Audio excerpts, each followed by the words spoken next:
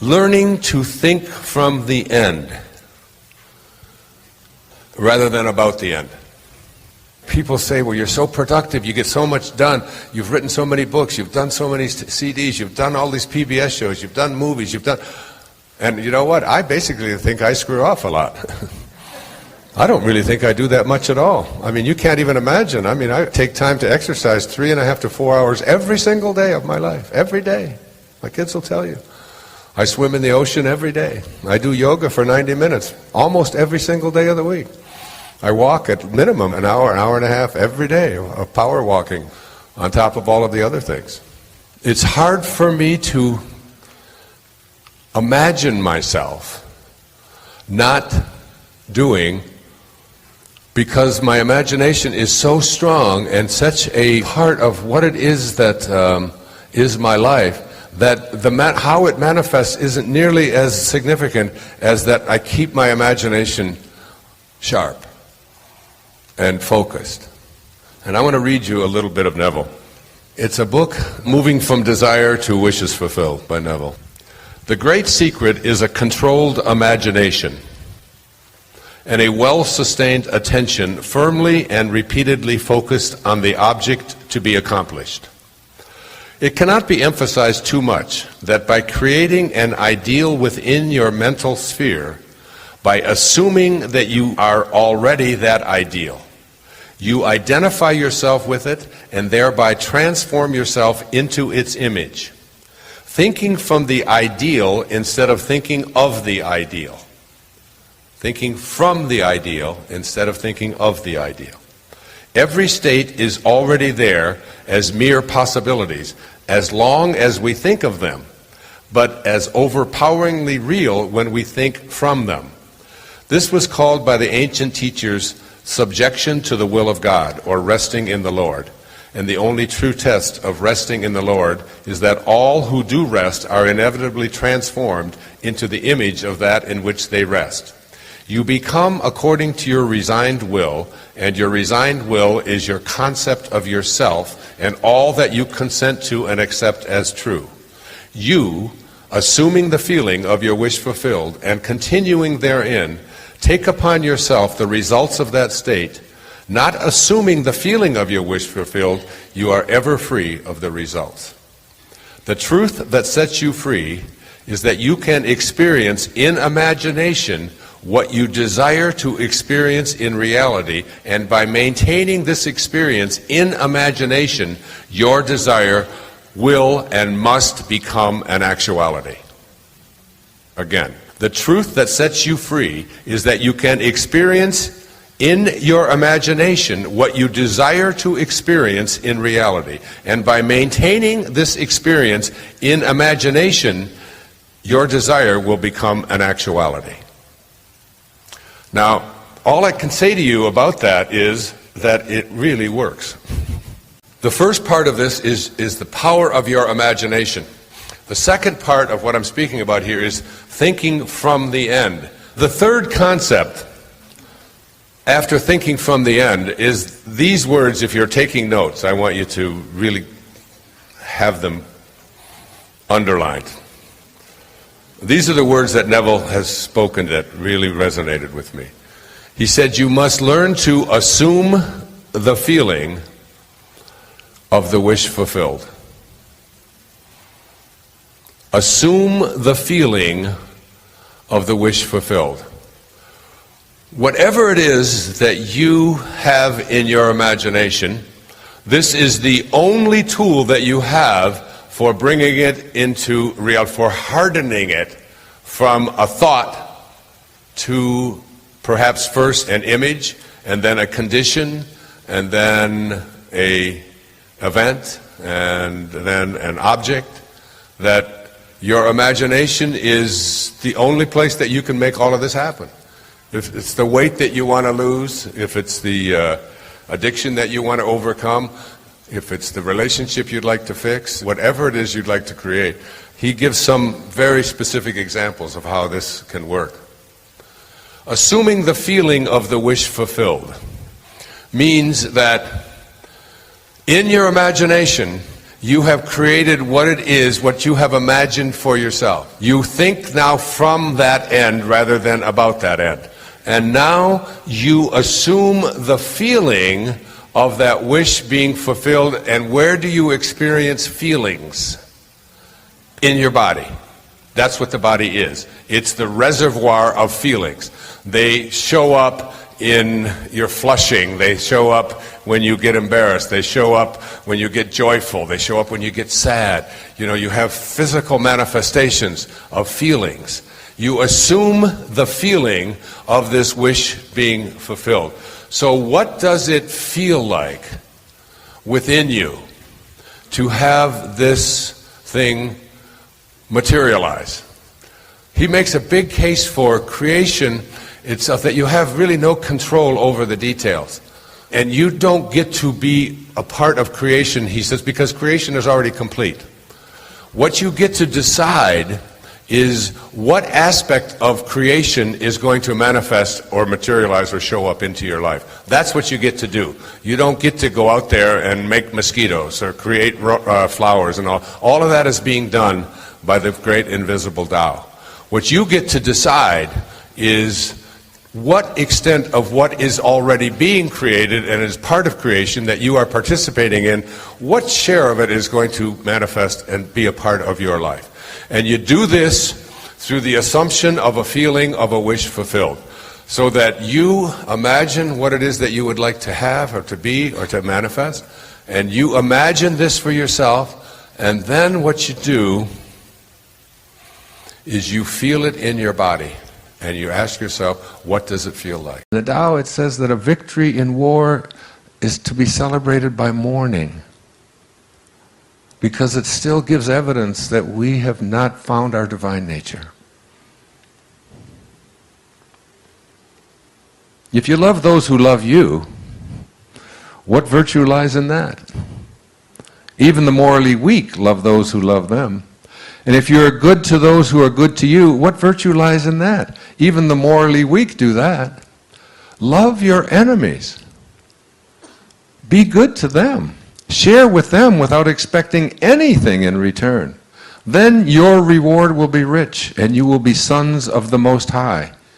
He is kind to the ungrateful and the wicked. Be compassionate like your Father.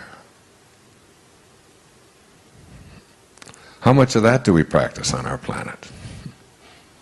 Divine love is a love that we have inside of us because it's the only thing we have to give away. That's all we can give away. Again, Patanjali, when you are steadfast, this is who Jesus was. This is who Rumi was. This is who Shams of Tabriz was. This is who Muhammad was. This is who Buddha was. When you are steadfast, which means there's no ego, when you are steadfast in your abstention of thoughts of harm directed towards yourself and others, that all living creatures will cease to feel fear in your presence. That's who St. Francis was. I've been to Assisi. Some of you were there with me. How many? Who was there? Look, so many of you were there with us last year, just a year ago, a little over a year ago. Do you remember the lecture in Assisi? When I stood there and St. Francis just entered my body, and literally I just lost it. I couldn't speak for 7-8 minutes. It was overwhelming, the love. And everyone in the room just stood up and just held their hands out. You can reach this level of consciousness. There's a great Indian poet. His name was Tagore, Rabindranath Tagore. In 1927, he wrote a collection of poetry called the Gitanjali. This is what he said about the ego. I went out alone on my way to my tryst. But who is this me in the dark? I step aside to avoid his presence, but I escape him not. He makes the dust rise from the earth with his swagger. He adds his loud voice to every word I utter. He is my own little self, my Lord. He knows no shame. But I am ashamed to come to thy door in his company. That's the ego. That's the part of us that we have to transcend. That's where we have to go within and recognize who we truly are. And who we are is divine love. When Jesus was asked, who is God? He said, God is love. And he that dwelleth in love dwelleth in me, and I in him. It's just love. That's all Rumi is about. It's about love. It's about love for the beloved, love for the divine, love for that place within us that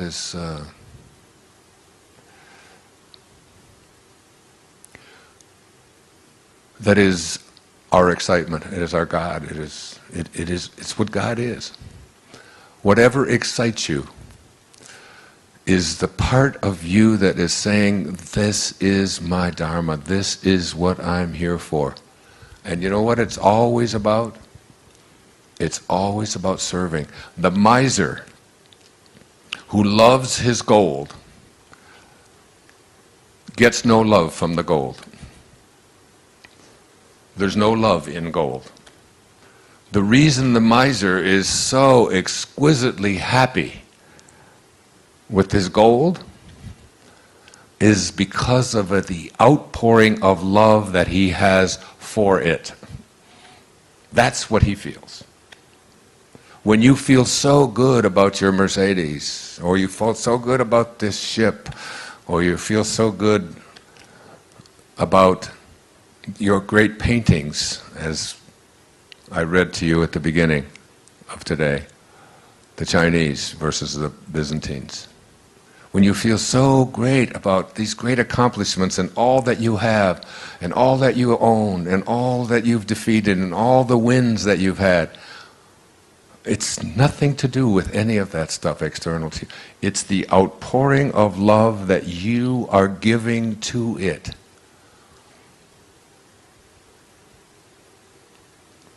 And you can't have love in your life, and you can't give it away unless that's what you have inside. Verse 40 of the Tao says, it's all about returning. It's all about returning. Returning to what? Returning to the place from which you originated. The first 9 months of your life, you lived inside of your mother's womb in water. And during those whole 9 months, nobody could get in there and mess around with you. Nobody could get in there and get you to worry about anything. You didn't have sonograms that you'd look at and say, my God, I don't have a nose yet. What the hell's going on? I sure hope I get a nose. And you got into nose therapy and you worry about it. Oh, what if it doesn't happen? You don't do that. And all of a sudden, perfectly, it all unfolds in exactly the way it's going to unfold, independent of your opinion about it. You're not doing anything. Nothing is left undone. You're being done. You're being completed. And you were totally, completely at peace with it. You were surrendered to it. You allowed it. It wasn't a struggle. It wasn't... And then you popped out of there. And then you said, thank you, God. Thank you, Tao. Thank you, Source. We'll take over from here. And that was the biggest mistake. All of a sudden, you took over. And you edged God out. E-G-O. You edged God out. And you took on an ego, didn't you? And what is an ego? It's just an idea. Just an idea about who you are. Instead of being a piece of God, a piece of the Source, You decided, and those around you decided, that you were something different. And if you studied quantum physics, and you took the tiny little particle that began you, and you tried to find out where it came from and reduced it down to its tiniest subatomic properties, ultimately you would discover what Lao Tzu knew, that it's the spirit that gives life, that you didn't come from a particle, that particles do not create particles, particles do not come from particles. Originally, all particles come from an energy, a field of energy that has no beginnings and no ends and no boundaries. And that's who you are.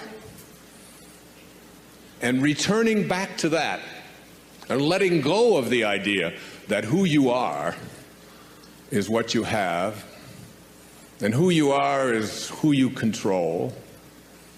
I don't think there's any more all-pervasive theme in the Tao Te Ching than the idea of being a non-interferer. Do you, Stephen? I mean, isn't it? It's about not interfering, isn't it? It's about letting go. It's about allowing. It's about detaching. And I watch, and I've become much more of an observer, even on airplanes. I was in London 5 days ago. And I don't know if you've flown in and out of Heathrow lately, but things have really changed. You know, we couldn't take anything on the plane. The terrorists, whoever they are selling fear, and we respond with more fear. Every time you use force, you create a counterforce, and then another counterforce, and before you know, and the Tao teaches us all. I mean, one of the great lessons in the Tao is that any country that has its primary resources and its energy placed on building weapons is not of the Tao. And those countries that have their consciousness located in the Tao put their energy into tractors and building homes and growing food, not building weapons. I saw a movie not too long ago with Nicolas Cage about warlords or something, the Lords of War, I think it was something like that. One of those alarming things about how much energy we are in the world creating, energy to destroy ourselves, that we have literally created from our consciousness enough weaponry on this planet to eliminate all life within just a few moments. It's all there. It's all there for us. We've allowed ourselves to move so far away from the great teachings of the great spiritual masters, and we believe that we're a Christian nation or that we're a spiritual nation when we find ourselves having moved away from these simple principles and then getting upset with other people because we can have these kind of weapons but they can't, and we don't look hard enough at ourselves and all the ways that we have deflected ourselves from the greatest teachings of all of the great spiritual masters. That those who understand the way understand that we show up here from a invisible source, and our whole objective in being here is to return to it. It's a return trip. And constantly I call this the state of God realization. That it's within each and every one of us. If we decide that we're going to make this return trip and live a God-realized life, this idea of a God or a source or a spirit or an intelligence that is not something that is external to you, but that in fact is you, is the source of all of us. In the Tao, they call this the world of the 10,000 things. And the 10,000 things is just the ultimate number to represent everything that is in the material world. So that everything that originates in the world of source, in the world of non-being, all being comes from that place. Tonight, and every night for the rest of your life, I want you to take the last 5 minutes before you go off to sleep and realize that you are about to program your subconscious mind. All right? Your subconscious mind is most at home when you are unconscious, when you are asleep. If you spend the last 5 minutes of your day, which so many people do, reviewing all of the things that you don't like and all the things that didn't work out and how terrible you feel and who abused you and who was mean to you and who said this and they did this, and you're constantly doing this kind of thing with your mind, then you are programming your subconscious mind that when you awaken, because you're now about to marinate for the next 8 hours in your subconscious mind.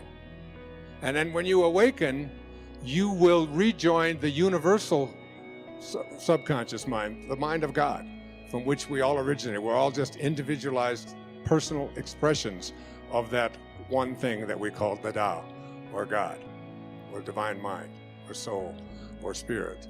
But the Tao that can be named is not the Tao. So you want to be real careful about how you program your subconscious mind. This is from the book of Job. In a dream, in a vision of the night, when deep sleep falls upon men while slumbering on their beds, then he opens the ears of men and seals their instruction. Job 33, 15 and 16. When you are slumbering on your bed, he opens your ears and seals your instruction. What you place into your subconscious mind as you are about to go into this deep slumber is all dependent upon what you do the last 3 or 4 or 5 minutes before you go off to sleep. You want to place into your imagination whatever you have placed into the I am that I spoke about earlier. I am well. I am content. I am peaceful. I am happy. I am prosperous. I am abundant. I am God. I am God. I am God. Because at the basic core, each and every one of us are just that. It's like if you just close your eyes and just listen to this meditation. It's from the book 3 Magic Words.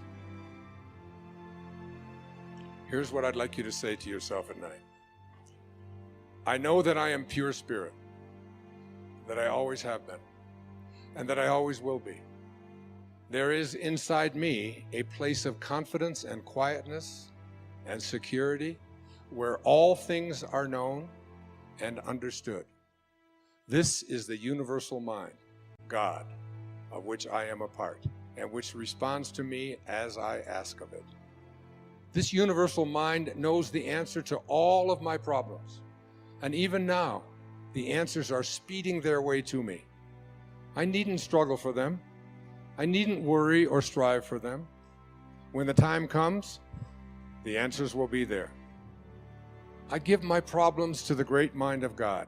I let go of them, confident that the correct answers will return to me when they are needed.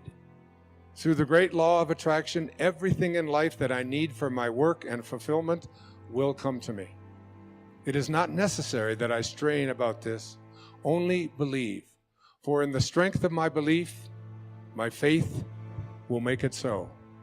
I see the hand of divine intelligence all about me, in the flower, the tree, the brook, the meadow.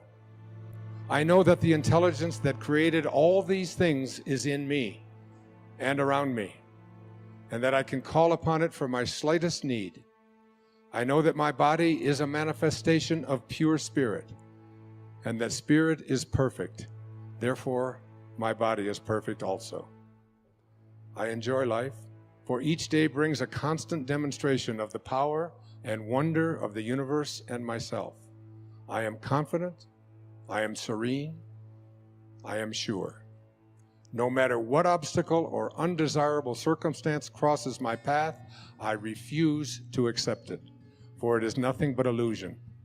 There can be no obstacle or undesirable circumstance to the mind of God, which is in me, around me, and serves me now. This is the great lesson. Know this within you. When Herman Melville was writing Moby Dick, he wasn't writing about a man looking for a whale. He was writing about a man trying to find his higher self. He said these words, "For as this appalling ocean surrounds the verdant land, so in the soul of man lies one insular Tahiti, full of peace and joy, but encompassed by all of the horrors of the half-lived life." In every moment of your life as you leave here today, you have this choice.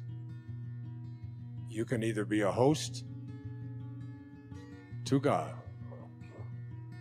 or a hostage to your ego. It's your call. Thank you. God bless you. Namaste. Thank you.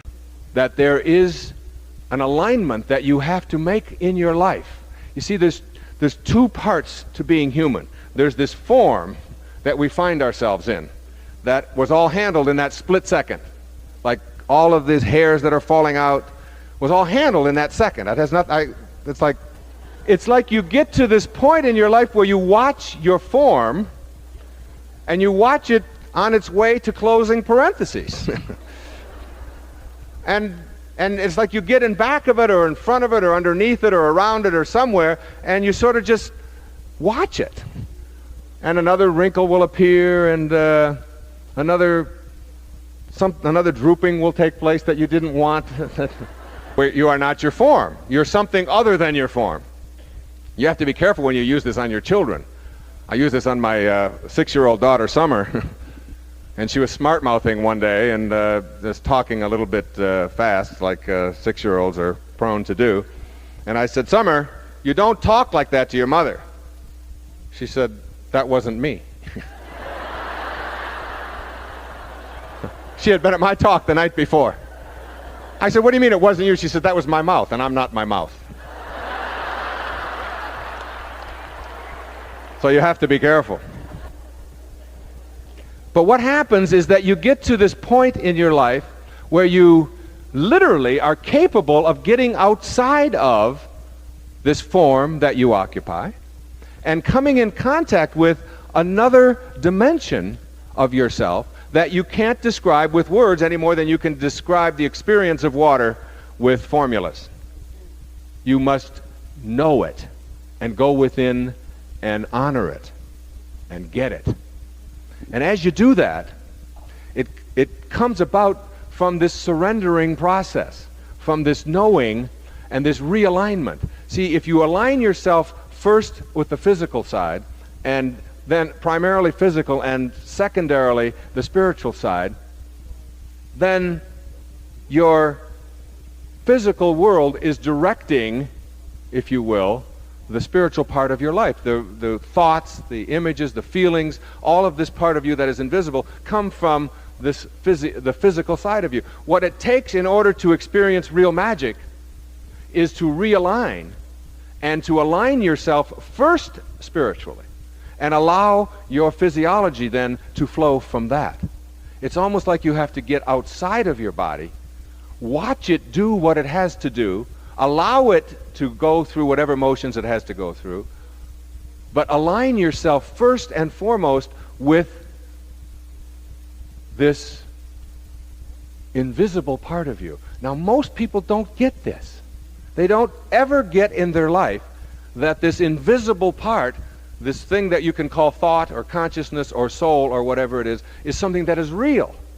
Because it doesn't have boundaries and dimensions like the physical world, we sort of put it aside and give it a couple of hours on Sunday morning. And then when that's over, we charge out of the church lot and don't even let our neighbors in very often on our way home. But it really, what it takes is this realignment. It happened for me when my grandmother died in 1983 on April the 15th, when she was admitted to the hospital, and they weighed her in her 95th year, and she knew that she was dying, and they weighed her, and she weighed 133 pounds because it was one of the things that they had to do to fill out all of the forms. And what was interesting then, my grandmother died. And there was this package, this container, if you will. It wasn't my grandmother. It was cold and getting stiff and blue, and my grandmother was this beautiful soul who raised 5 children, and that's who she was. And she certainly wasn't this container. And when they weighed this container for the death certificate, it weighed 133 pounds, and there was such a powerful metaphor in that. That when life passes from your body, as it will, it won't weigh any less as a result. So that whatever it is that constitutes your life is weightless. You can't get a hold of your life and apply the same rules that you apply to the physicalness that houses your body. You can't do that. You have to know that your life is invisible. It weighs nothing, and yet you can never escape it. That you are not a human being having a spiritual experience at all, but that you're a spiritual being having a human experience. And the quality of that human experience is totally and completely and irrevocably tied to how you use that invisible part of your humanity.